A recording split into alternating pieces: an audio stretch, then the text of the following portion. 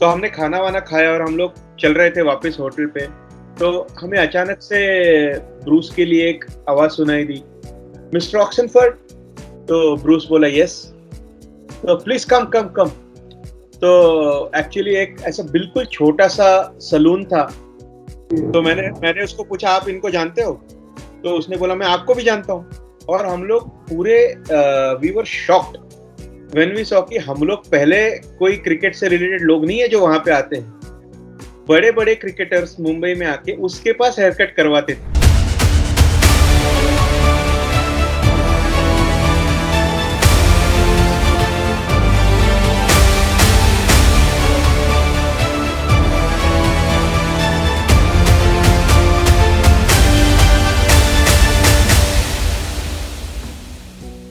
नमस्कार, बहुत बहुत स्वागत है आप सभी का स्पोर्ट्स टाइगर में।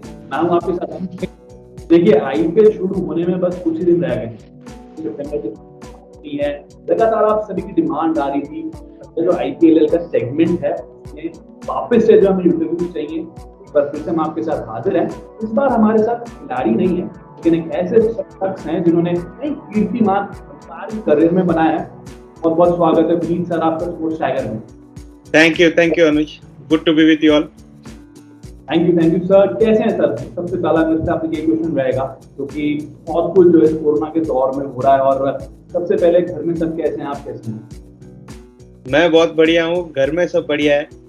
अभी एज यू नो कि लास्ट 2 सालों से cricket has just taken a bit of a back seat in India. तो वी आर जस्ट होपिंग कि ये सिनेरियो अभी चेंज हो जाए और अगले 1-2 महीने में cricket starts taking the centre stage again and the season of BCCI starts as normal. बिल्कुल, अभी कल ही जो है बिल्कुल हमने देखा था कि सीजन जो बिल्कुल अनाउंस हुआ है, और एक बार फिर से डोमेस्टिक क्रिकेट जो है वो शुरू होगा। तो आई होप कि जो डोमेस्टिक सर्किट में स्टार्स की उम्मीद होती थी, नए खिलाड़ी आते थे, डेफिनेटली वी विल वांट के वापस से वो सितारे को देखने को मिले।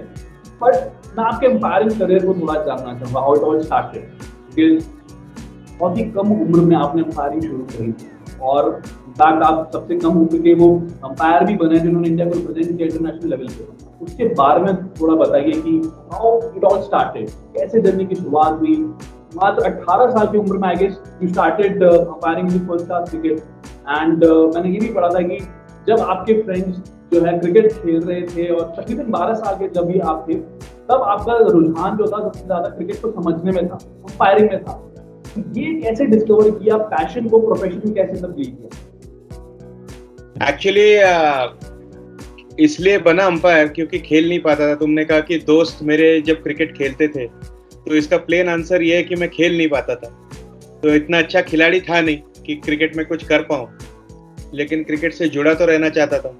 इसीलिए एक ये हमेशा से मुझे एक सॉर्ट ऑफ क्यूरियोसिटी रही है इस जॉब के बारे में। और ऐसे भी मैच ऑफिशियल जो होता है उस टाइप की जॉब्स में, भले वो टेनिस हो या फिर फुटबॉल रेफरी हो या फिर क्रिकेट अंपायर हो, और क्रिकेट क्योंकि दिल के इतने करीब था तो फिर ऐसा लगा कि इस एस्पेक्ट पे क्यों ना थोड़ा सा ध्यान दिया जाए। Maybe this is the place where I can actually develop my skills. थोड़ा इस पे फोकस करूँ तो ये काम मैं ज़रूर कर सकता हूँ। तो इस तरह से डिसाइड किया कि क्रिकेट अंपायरिंग करेंगे।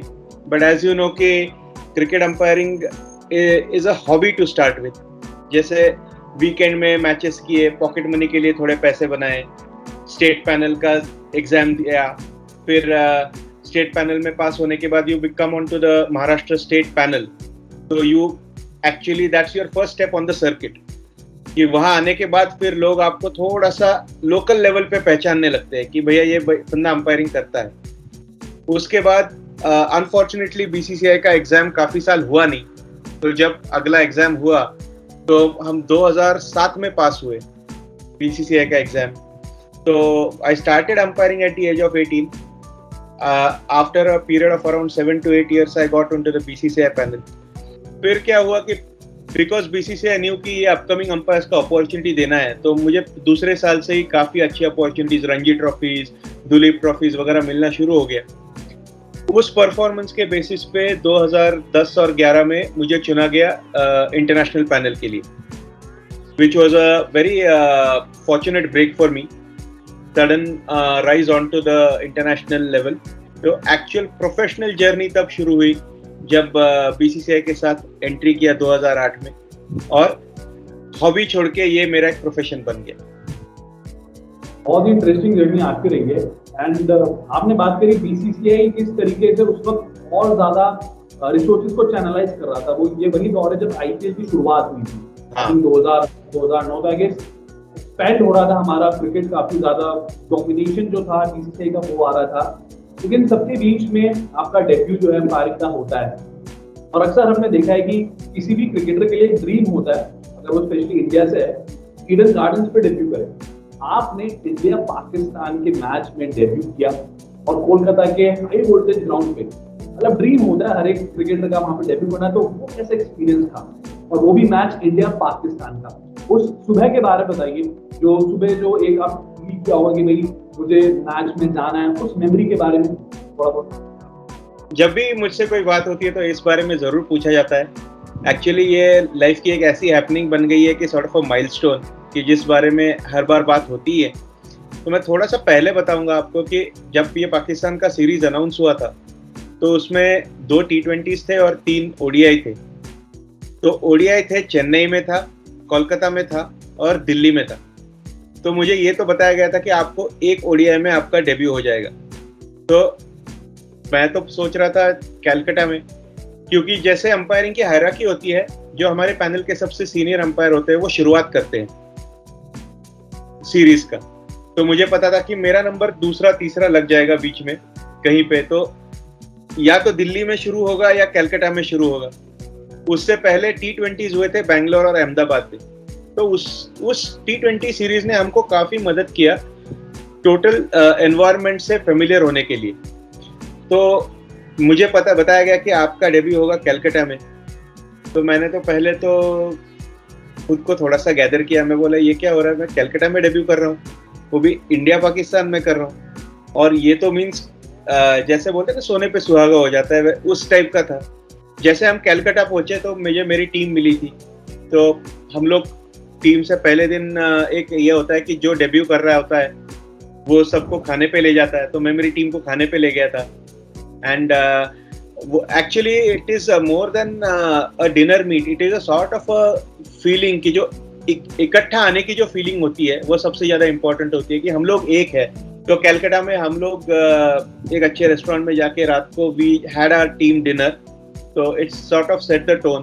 पर जैसा वो बोलते हैं ना कि थोड़ा सा जो नर्व्स आते हैं, जो नर्वसनेस आता है, पर जब आप होटल के रूम में अकेले होते हो, that is the time when ये जो नर्व्स है ये बात करना शुरू कर देते हैं। तो मैंने उस टाइम पे मैं बहुत लकी था कि मुझे ऑल ओवर द वर्ल्ड से मेरे ईमेल बॉक्स में सबके ईमेल्स आ चुके थे, सब बड़े बड़े अंपायर्स के, मेरे इंडियन कलीग्स के ईमेल आ चुके थे कि ये ऐसे करना, वैसे करना, देखना ये नॉर्मल मैच जैसा ट्रीट करना, बिल्कुल ऐसा मत सोचना कि बहुत बड़े स्टेज पे हो। तो एक्चुअली बहुत ज़्यादा सपोर्ट था मेरे साथ। तो मेरा काम आधा इजी इसी सपोर्ट की वजह से हो गया था। और मैंने देखा कि जैसे नर्व्स है, जैसे मैच नज़दीक आता है तो नर्व्स एक ग्राफ की तरह चलते हैं, चढ़ते रहते हैं और जैसे 5 मिनट आ जाते हैं कि अब अंदर जाएंगे तो ये आपको एक नॉर्मल मैच जैसे लगने लगता है। आप अंदर जाते हो तो यू आर स्टिल नर्वस। जैसे आप खड़े होके आपके 1-2 ओवर्स हो जाए तब आप सेटल हो जाते हो। आपने अंपायरिंग की बात करी, टीम की बात करी, कम्राडरी नजर आती है। आई थिंक जिस तरीके से फील्ड पे 11 खिलाड़ी उतरते हैं और उनके आपस में जो यूनिटी परफॉर्म करती है, नर्व्स को कंट्रोल करने की बात हमेशा से रहती है। और जब इंडिया पाकिस्तान के बीच में मैच हो तो फिर आप ये कह लीजिए कि सोने पे सुहागा हो जाता है, आप अपना बेस्ट परफॉर्म करते हैं। साइमन टॉपल के बारे में जानना चाहूंगा मैं, क्योंकि मेजोरिटी जो आपका पार्ट रहा है करियर का, आई थिंक मिंटोर की अगर मैं बात करूँ तो साइमन टॉपल वाज देयर, उनके साथ किस तरीके का एक्सपीरियंस रहा, क्योंकि बहुत अगर आज भी हम देखते तो शायद साइमन टॉपल का एग्जांपल दिया जाता है जब हम 3 अंपायर की बात करते हैं वर्ल्ड क्रिकेट में। उस एक्सपीरियंस को थोड़ा बताइए कि किस तरीके से वो दौर रहा था और वो तजुर्बा कितना काम आया इंटरनेशनल क्रिकेट में। जैसे मैंने कहा कि जब मैं अंपायरिंग में आया तो काफी सारा professionalism was the word that was coming into picture. और ये प्रोफेशनलिज्म अंपायरिंग फ्रैटर्निटी में बिल्डअप करने के लिए सारे अंपायर्स जो आईसीसी के थे उस टाइम पे, they were responsible, Simon was among them. उन्होंने बहुत हद तक एफर्ट्स लिए थे कि ये जो जॉब है इसको रिस्पेक्टफुली देखा जाए सबकी नज़र में, इनको हर एक ट्रेनिंग फैसिलिटी से लेके इनके जो डेवलपमेंट है, ट्रेनिंग है, इसके ऊपर ध्यान रखा जाए, इनके परफॉर्मेंस असेसमेंट पे ध्यान रखा जाए, पूरा जो एटमॉस्फेयर हो वो टोटली प्रोफेशनल हो, ये एक थर्ड टीम जैसी है ग्राउंड पे, उनको ट्रीट किया जाए अंपायर्स और मैच रेफरी को, ना कि कोई neglected part of a match कि जो they come into picture only when things go bad, ऐसा ना होते हुए they are an essential factor of the match, इस तरह उनको ट्रीट किया जाए। तो ये साइमन के साथ साथ जो आईसीसी में उस टाइम पे अंपायर्स थे, जो आईसीसी के मैनेजर्स थे, विंस वैन डर बिजिल थे उस टाइम पे आईसीसी के अंपायर्स मैनेजर, इनकी ये यूनाइटेड एफर्ट्स थी कि the umpiring fraternity had become very professional. Fortunately क्या हुआ कि ICC appointed Simon as the coach of the Indian umpires, तो वो सिर्फ मेरे ना ही बल्कि जो इंडिया के टॉप अंपायर्स है उन सबको मेंटर करते थे, वो उनके सबके कोच थे। एक कोच और स्टूडेंट की रिलेशनशिप तभी अच्छी होती है जब वो थोड़ा सा आगे जाके ना उसमें थोड़ा सा पर्सनल ये आ जाता है, फिर थोड़े से, क्योंकि कोच जब कोच होता है वो कोई टीचर नहीं है ना आपका असेसर है, वो कोच है, तो इमोशंस जुड़ जाना इज वेरी नॉर्मल। ये अगर मैं किसी को कोच कर रहा हूँ और उसका परफॉर्मेंस आज अच्छा हुआ तो मुझे खुशी होती है, और उसका परफॉर्मेंस आज अगर अच्छा नहीं हुआ तो मुझे ज्यादा दुख होता है उससे। तो ये कोच का जो एटीट्यूड होता है वो अच्छे कोच के साथ साइमन भी लाया था। तो अगर somebody with the skills and expertise of Simon or his equivalent, अगर मेरा कोच है, वो मेरी बात सुन रहा है और मुझे उसके ऊपर फीडबैक और सीखने को मिल रहा है, तो it's a very fortunate feeling. दो चीज उसने हमेशा कही कि आपको कोई भी याद नहीं करेगा कि आपने कितने एलबीडब्ल्यू अच्छे दिए या कॉट बिहाइंड अच्छे दिए या आप अंपायर कैसे थे या फिर डिसीजन आपका 99.99% था या कुछ, वो याद करेंगे कि बंदा कैसा था, ये कैसा, how was he as a person. When you retire everybody remembers you as a person, the professional thing takes a background. दूसरी चीज हमेशा वो बोलता था कि कहाँ से आए हो ये मत भूलना, you always remember where you came from. तो अगर मैं महाराष्ट्र क्रिकेट एसोसिएशन से आया हूँ तो मुझे महाराष्ट्र के लिए भी कुछ ऑब्लिगेशंस है, कुछ I have to give something back to the fraternity. जब मैं चढ़ रहा हूँ सीढ़ियाँ तो मुझे ये याद रखना है कि जो लोग मेरे को मिल रहे हैं मैं उनसे अच्छा रहूं, क्योंकि उतरते वक्त वही लोग मिलेंगे। तो ये बहुत सारा उससे सीखने के लिए था। एंड नॉट ओनली साइमन, बहुत से और अंपायर्स उस टाइम पे थे, एंड आउटलुक ऐसा हो गया था कि एक दूसरे के साथ शेयर करना, बातें करना बहुत अच्छा होता था। तो बहुत से लोगों से बहुत कुछ सीखने को था उस टाइम। आई थिंक जिस तरीके से आपने पूरा प्रोसेस बताया है कि साइमन टॉफल ने जिस तरीके से बेसिक की अगर बात करी जाए, अक्सर कहा जाता है ना कि कोई बिल्डिंग बना रहा है तो उसकी नींव बड़ी स्ट्रॉन्ग होनी चाहिए।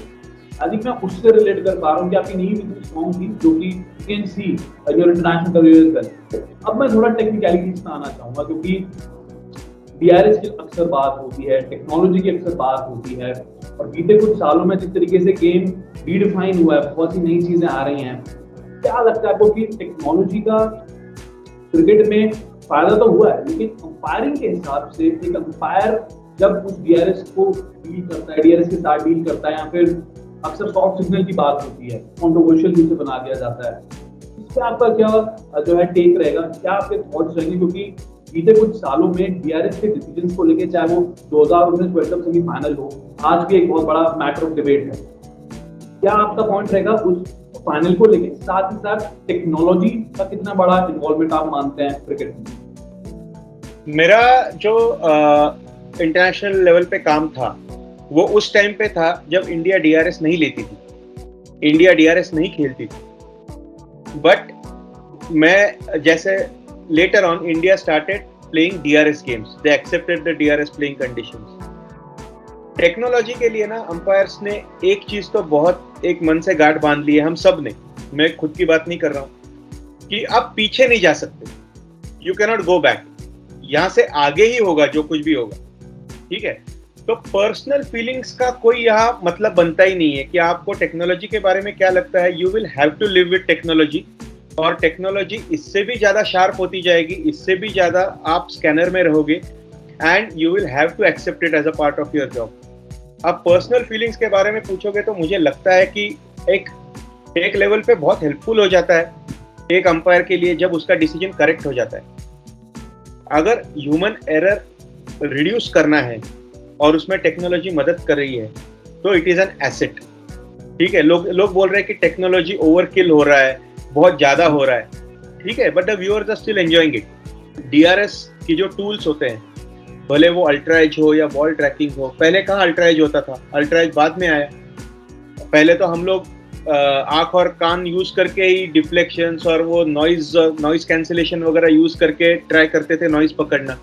Now you have ultra edge, काम बहुत इजी हो गया है. एलईडी स्टम्प्स आ गए हैं जहाँ पे आपको इमीडिएट पता चलता है कि बेल्स कब निकाली गई हैं. तो जितनी टेक्नोलॉजी लाओगे एक्चुअली गेम इजी हो जाएगा. दूसरी एक चीज है कि अगर किसी अंपायर की एरर हो जाती है और टेक्नोलॉजी से करेक्ट हो गई तो उसका उस मैच पे कोई परिणाम नहीं होता. पहले कैसे होता था कि अगर मैं कोई एरर करूं और अगर वो करेक्ट ना हो सके तो वो खींचती चली जाती थी एरर, और जब मैच क्लोज हो जाता था तो सब आपको याद दिलाते थे कि भैया 15 ओवर पहले ये हुआ था. एक ही चीज है कि इसमें अभी पर्सनली नहीं लेना है. टेक्नोलॉजी ने मेरी गलतियां निकाली, अगर ये एटीट्यूड रखोगे तो फिर आपकी और टेक्नोलॉजी की कभी नहीं बनेगी. अगर आप टेक्नोलॉजी को दोस्त बना के चलोगे तो वो सबसे अच्छा दोस्त है, और टेक्नोलॉजी से दुश्मनी करोगे तो उससे जैसा दुश्मन नहीं है. तो मैं वही बोल रहा हूँ कि अगर अंपायर अपना माइंड ओपन रखे और ये सोचे कि अगर मेरी गलती करेक्ट हो रही है तो उससे मैच को फायदा ही पहुंच रहा है, नुकसान नहीं हो रहा. And if you accept your mistake honestly तो प्लेयर्स भी आपको रिस्पेक्ट करते हैं. तो it works both ways. Players को भी पता है, आजकल प्लेयर्स इतना डीआरएस देखते हैं. Nobody expects you to be 100%. What they expect you is to only give your 100% efforts. ऐसा ना हो कि आप कैजुअल हो. आपकी एफर्ट्स अगर सिंसियर दिख गई तो प्लेयर्स को आपकी एक आध एरर इधर उधर अगर डीआरएस से करेक्ट हो गई तो कोई आपके बारे में कुछ नहीं बोलने वाला, उल्टा रिस्पेक्ट आपके लिए बढ़ने वाला है. तो मैंने जो समराइज मैं वही बोलूंगा कि अगर दोस्ती करोगे टेक्नोलॉजी से एज अ मैच ऑफिशियल तो आपकी बहुत अच्छी दोस्त है.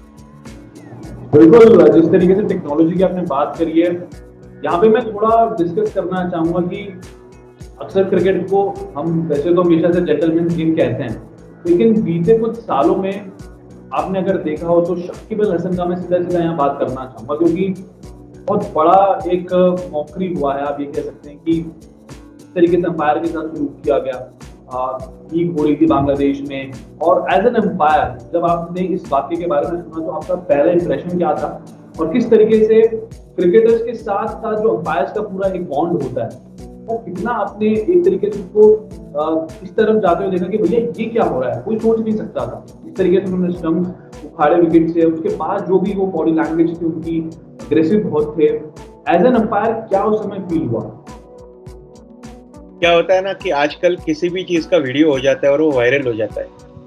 किसी चीज का वायरल होना यानी जैसे बोलते थे ना, पहले बीमारी हो जाती थी, वायरल हो गया. आजकल वायरल होना मीन्स कुछ बड़ी चीज हो गई है.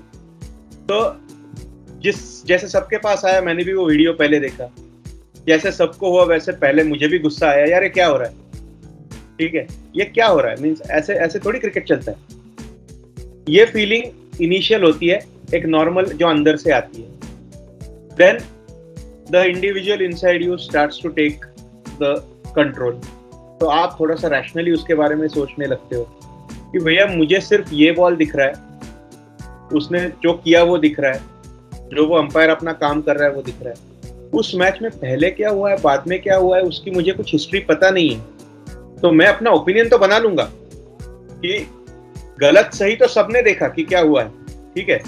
बट जो स्टैंप मारना होता है ना कि भैया ये इसको मीन्स क्या बोलते हैं, we agree that it is unacceptable, but those who were there on that day they will know more about it. उन्होंने अपना काम किया, he was well up to his job. I really appreciated the way कि ये जिस तरह से वो aggressive हो गया था.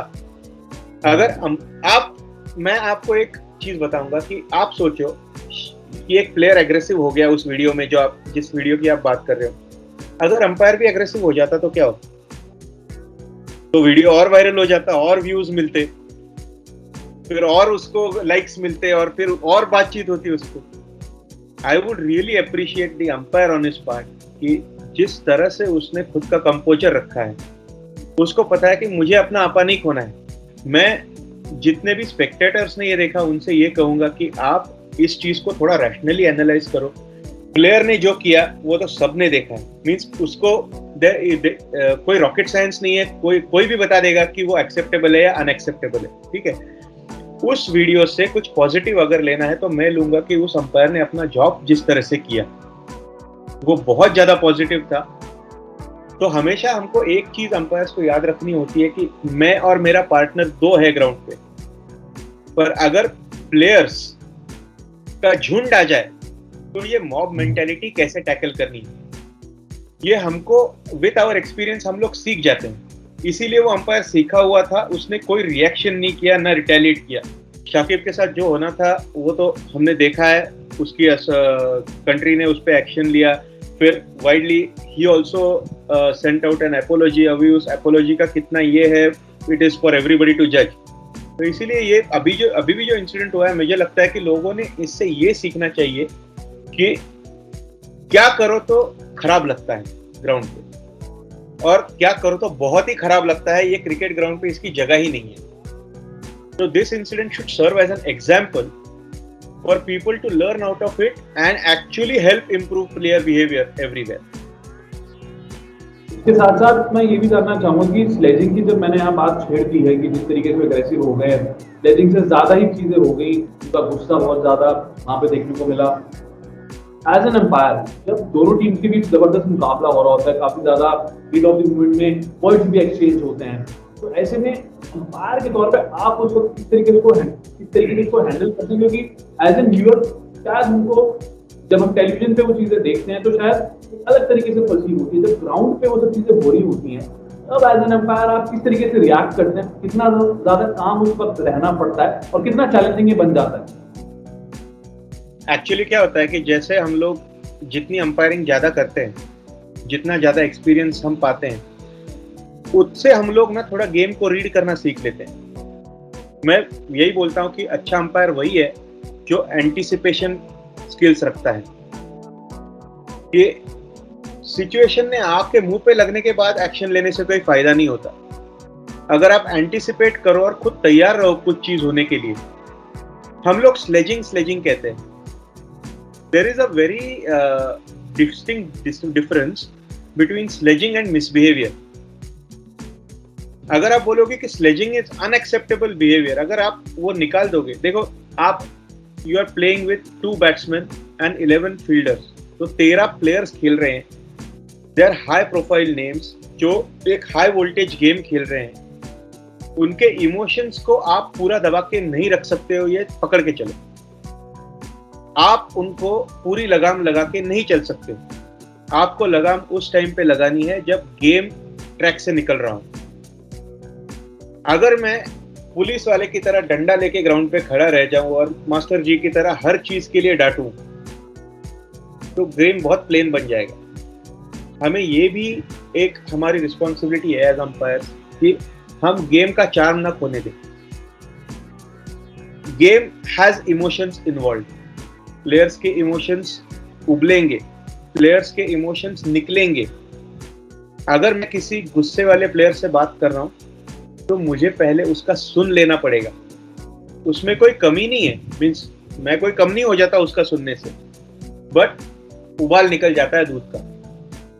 कंट्रोल करने में इजी हो जाता है. अगर वो भी बोल रहा है, मैं भी बोल रहा हूं, आगे पीछे चल रहा है, तो उससे सिर्फ झगड़ा हो सकता है.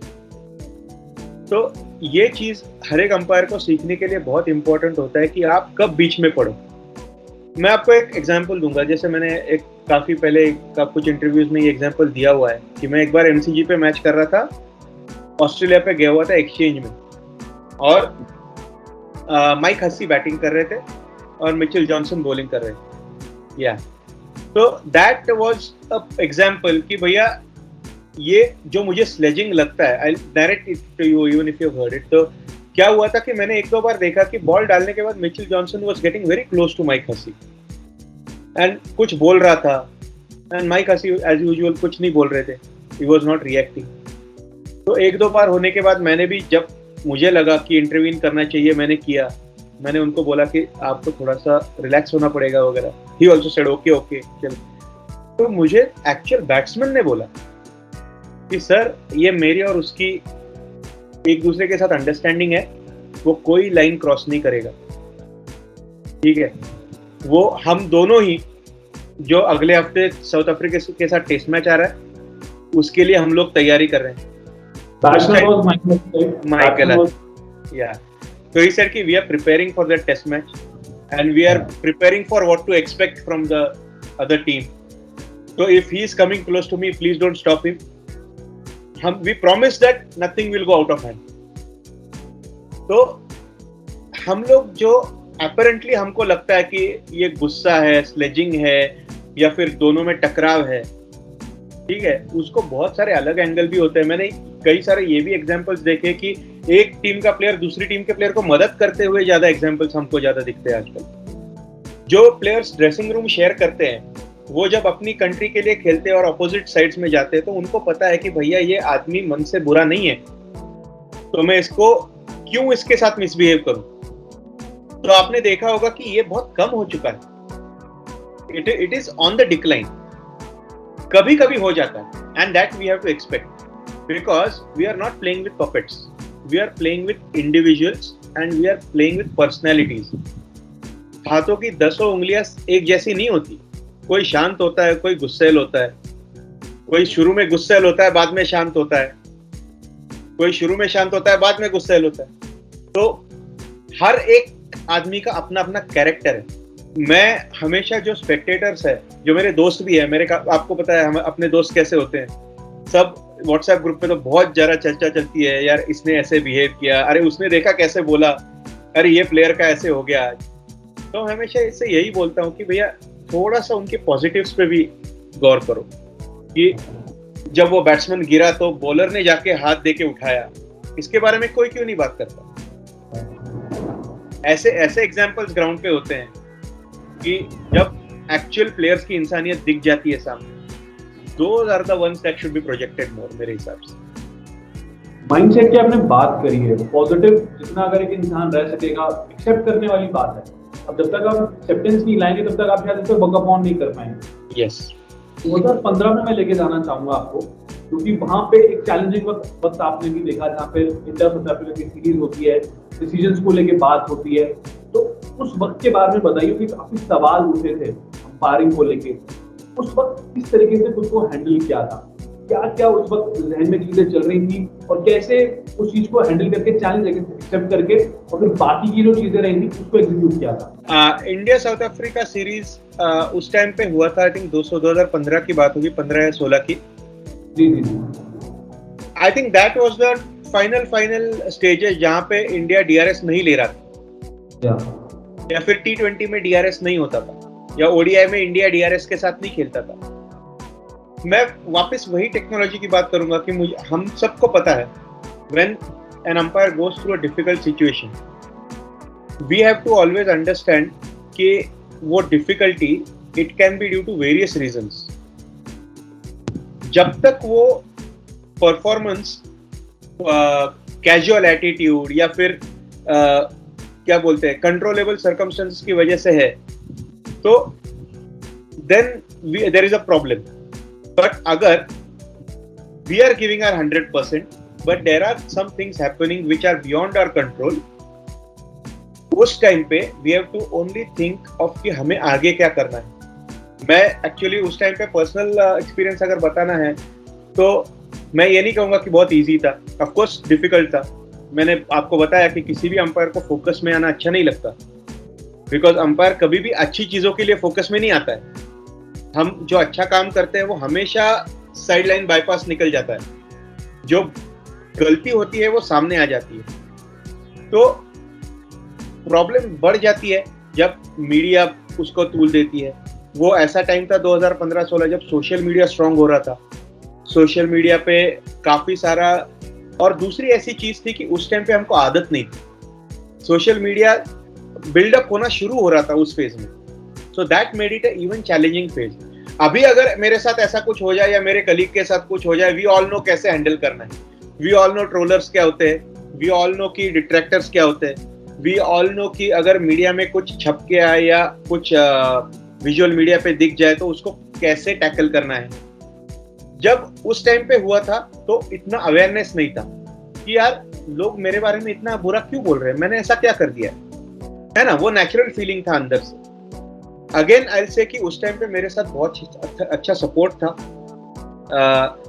आई विल इवन टेल यू कि उस टाइम पे जब मैं एक बार ग्राउंड पे था तो मेरे साथ पास इंडियन टीम के प्लेयर्स आए थे कुछ, कि मैंने बोला भैया हम सुन रहे हैं ये सब आपके बारे में, बट हम पूरा आपके साथ है, तो you just gather yourself, you give your 100%। एक बार एक साउथ अफ्रीका का बॉलर आके जब वो कैप दे रहा था तो बोला आप किसी भी चीज की चिंता मत करना, you just give your best. तो ये जो सपोर्ट होता है वो उस टाइम पे मुझे काफी मिला। एंड मुझे पता है कि जिस अंपायर के लाइफ में एक ऐसी फेज आती है कि जिसको इससे जाना पड़ता है, उस टाइम पे अगर उसको ऐसा सपोर्ट मिले तो उसका काम बहुत इजी हो जाता है। मैं एक चीज उसमें ऐसा ही रहता है कि people have a respect for media. जो मीडिया में लिख के आता है, देयर इज उस टाइम पे ऐसी टेंडेंसी थी कि जो लिखा वो सही, जो लिखा उसको लोग सही मानते थे। But now even people have started taking it with a pinch of salt, कि अगर लिख के आया है तो जरूरी नहीं कि वो सारा सही हो, उसके पीछे भी कुछ और सर्कमस्टेंसेस हो सकते हैं, के साथ कैसे रहना है, ये कैसे हैंडल करना है। तो that way it was a challenging phase, but life में काफी कुछ सिखा भी गया वो फेज मुझे। अभी थोड़ा मैं आपके फनीस्ट मोमेंट के बारे में जानना चाहूंगा। ब्रूस ऑक्सनफोर्ड के साथ एक फनी किस्सा हुआ था, आप लोग सारी ट्रैवल कर रहे थे, उसके बारे में थोड़ा बताइए। उसके बारे में मैंने कहीं पढ़ा था कि ब्रूस ऑक्सनफोर्ड के साथ आप ट्रैवल कर रहे थे और वहीं पे हेयर कट भी दिया जाता है एक स्ट्रेंजर के द्वारा। इसके बारे में थोड़ा बताइए। एक्चुअली क्या है कि हम लोग जब एक्चुअली अपने होमवर्क काफी अच्छी कर रखी है तो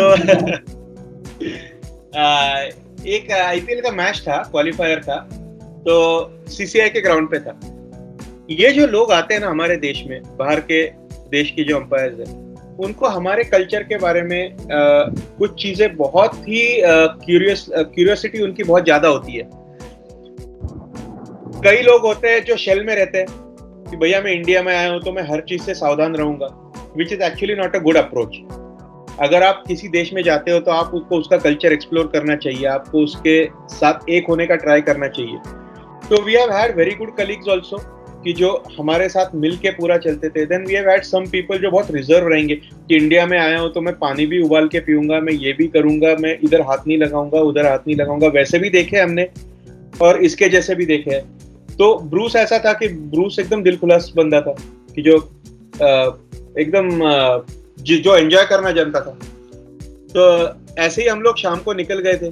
तो वो ताज होटल के पीछे एक रेस्टोरेंट है जहाँ पे अच्छे कबाब वगैरह मिलते हैं, तो हम लोग वहाँ जाना चाहते थे। तो वहाँ तो वो एक लोकल जॉइंट है, बट वहाँ पे भी जाके दे आर नॉट फसी कि मुझे बैठने के लिए ऐसी जगह चाहिए, मुझे बैठने के लिए वैसी जगह चाहिए। भले फुटपाथ पे टेबल लगा दिया हो, पर हम यहाँ ये एंजॉय करने के लिए आए तो हम करेंगे। तो हमने खाना वाना खाया और हम लोग चल रहे थे वापस होटल पे, तो हमें अचानक से ब्रूस के लिए एक आवाज सुनाई दी, मिस्टर ऑक्सनफोर्ड। तो ब्रूस बोला यस, तो प्लीज कम कम कम। तो एक्चुअली एक ऐसा बिल्कुल छोटा सा सलून था उस नाई का। तो मैं थोड़ा सा, क्योंकि क्या होता है ना कि कुछ अपनी भी रिस्पॉन्सिबिलिटी होती है कि ये लोग कहाँ जाए, इनकी सेफ्टी का भी ध्यान रखना पड़ता है। तो हमारे साथ पास कोई सेफ्टी ये लोग नहीं थे, हमारे कोई सिक्योरिटी नहीं थे हमारे साथ। तो हम लोग 4 अंपायर्स थे और उनमें से 2 अंपायर्स बोले कि हम लोग आके निकलते हैं। ब्रूस बोला कि मुझे इससे बात करनी है। तो ये मेरा नाम कैसे जानता है, इसने रास्ते पे मुझे पहचान लिया। तो मैंने उसको पूछा आप इनको जानते हो? तो उसने बोला मैं आपको भी जानता हूँ। यार बोला आप मुझे कैसे जानते हो? तो बोलता सर मैं काफी फॉलो करता हूँ, जो क्रिकेट फॉलो करता है वो अंपायर्स को भी फॉलो करता हूँ मैं, तो मुझे पता है सर ब्रूस सर है ये। बोला हाँ, तो मैं कौन हूँ? तो उसने मेरा भी नाम बता दिया। उन्होंने ये भी बताया कि मैंने पहली मैच कौन सी की है, कब की है। मैं बोला यार ये बहुत ही पहुंचा हुआ बंदा है। तो वो अंदर आया तो ब्रूस ने देखा कि सलून है, तो उसने पूछा आप मुझे हेयर कट दोगे क्या? तो होता है अरे यार ये तो मेरे लिए बहुत बड़ी बात होगी अगर आप मेरे if I can give you a haircut. तो ब्रूस बैठ गया, तो उसका ब्रूस का हेयर कट किया, मेरे को बोलता है आप भी करवा लो। तो मैंने सोचा यार चलो कल मैच करवा लेते हैं। तो एक कुर्सी पे वो और एक कुर्सी पे मैं ऐसे बैठ गए और आईने में एक दूसरे से बात कर रहे हैं। और वो जो ब्रूस के साथ जो नहीं था, that person was such a cricket lover. उसके पास एक डायरी थी और हम लोग पूरे we were shocked when we saw कि हम लोग पहले कोई क्रिकेट से रिलेटेड लोग नहीं है जो वहां पे आते हैं। बड़े बड़े क्रिकेटर्स मुंबई में आके उसके पास हेयर कट करवाते थे। उसने हमको फोटोज दिखाई कि ये जब मुंबई आता है ना तो इस छोटी सी जगह में हेयर कट करता है। तो मैं बोला, तो मैंने उनका नाम पूछा, फिर वो बोला मेरे पास मैं इनको जानता हूँ उनको जानता हूँ प्लेयर्स के बारे में। और सिर्फ ऐसा नहीं कि वो सिर्फ कोई फैन थे, he had real intricate knowledge about cricket, कि जो डिटेल्स उनके पास थे। तो मैंने I was very happy to meet such a person. तो उसने बोला कि सर मैं इस मैच का 20 साल पहले ये हुआ था, 15 साल पहले ये हुआ था, इसने ये मैच में ऐसे किया था। बोला आप हिस्टोरियन हो क्या, आपको सब कुछ पता है? बोलता सर सब मन में है, मेरे को ना कंप्यूटर चलाना आता है ना कुछ, मेरे को किसी ने ये टैब दे के रखा है, मैं जब कोई बड़ा आदमी आता है तो इस पे फोटोज उतार लेता हूँ टैब पे। तो ये देखो सर मेरे पास फोटोज है, लोग आके मेरे। तो ब्रूस बहुत खुश हो गया कि ऐसे थी। अभी मुझे क्या था, मैंने कुछ सीखा कि आदमी कोई भी हो, उसके काम के लिए अगर हम लोग उसको रिस्पेक्ट करें तो यू नेवर नो कि वो आदमी कितना बड़ा आदमी है एक्चुअली। हालांकि उसकी कोई सलून बड़ी नहीं थी या उसकी प्लेस कोई बड़ी नहीं थी, but he was such a big cricket lover.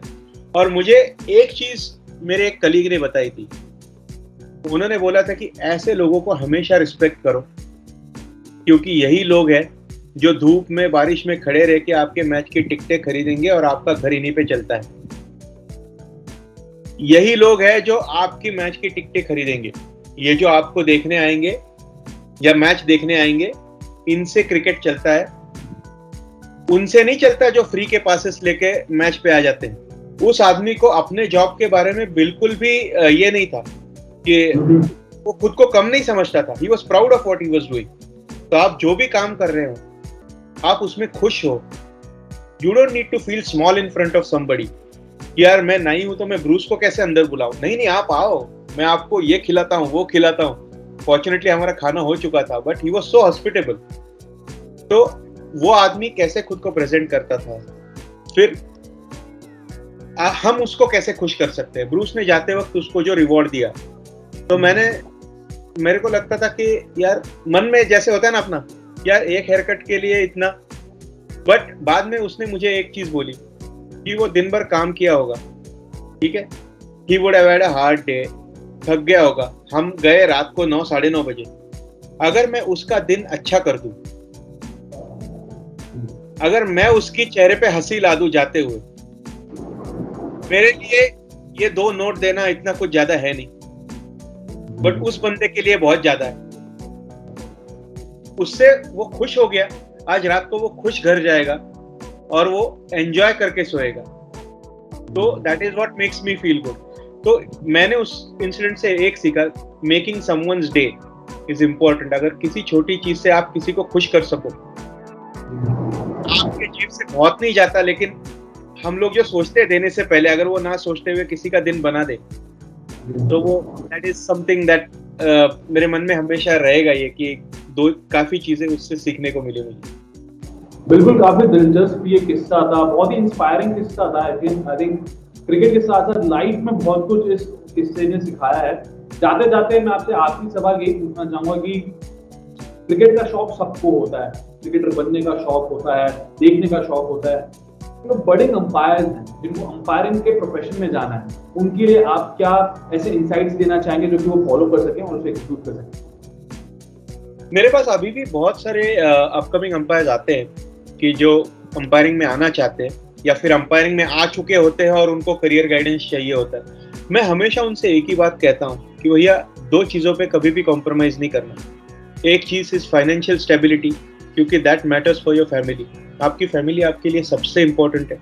अगर आप फाइनेंशियली अनस्टेबल हो तो भले आप कहीं पे भी अंपायरिंग कर रहे हो, महीने में 30 दिन आप अंपायरिंग कर रहे हो, लेकिन घर पे अगर आप सपोर्ट नहीं कर पा रहे हो फाइनेंशियली, तो देन उस चीज़ पे कॉम्प्रोमाइज़ नहीं होना चाहिए। You have to have something that is supporting you financially. दूसरी चीज़, एजुकेशन पे कॉम्प्रोमाइज़ मत करो। ऐसा ना करो कि आप आपकी एजुकेशन छोड़ के अंपायरिंग में घुस आओ, देन आप एक ही लेवल तक जा पाओगे, उसके आगे नहीं जा पाओगे। I can assure you that कि अगर आप एजुकेशन पे कॉम्प्रोमाइज करोगे तो आपके आगे अंपायरिंग भी कॉम्प्रोमाइज होगी। इंडिया में सीन ऐसा है कि जब तक आप बीसीसीआई अंपायर बन जाओ तब तक आप अंपायरिंग को एज अ प्रोफेशन नहीं ले सकते, क्योंकि लोकल लेवल पे जो होता है you have to have a second job. आप लीव्स लेके अंपायरिंग करो, वीकेंड पे अंपायरिंग करो या फिर छुट्टियां लेके अंपायरिंग करो, वो जो लोकल लेवल पे पैसे आते हैं उससे आपका घर नहीं चल सकता। हाँ, पर जब आप बीसीसीआई एग्जाम में आ जाते हो, आप एग्जाम पास करके बीसीसीआई में आ जाते हो, तो BCCI takes good care of you. तो that time you can make a career shift and passion will become profession. तो ये 2 चीजें, एजुकेशन और फैमिली, इन 2 चीजों पे कॉम्प्रोमाइज ना करते हुए हॉबी बना के चलते रहो, बीसीसीआई की एग्जाम्स देते रहो। जब बीसीसीआई आपको एग्जाम्स देने के बाद आपको क्वालिफाई कर लेगी और अपने साथ अपने पैनल में ले लेगी, then that is the stage जब आपकी पहली एंट्री हो चुकी है। फिर बीसीसीआई में आप सिर्फ अपवर्ड्स ही जा सकते हो। आपके काम से आप प्रोग्रेस करोगे from the state level to the bigger matches, then to international level if you have everything on your side। तो वो उस तरह का आपका प्रोग्रेस और पाथवे रहेगा। But any budding umpire coming into umpiring, एक ही चीज़ हमेशा ध्यान रखनी चाहिए कि आपकी फैमिली पहले आती है, उनकी सिक्योरिटी, फाइनेंशियल सिक्योरिटी पहले आती है। इसीलिए आपका एजुकेशन और आपकी जो सोर्स ऑफ इनकम है उस पर कॉम्प्रोमाइज नहीं होना चाहिए।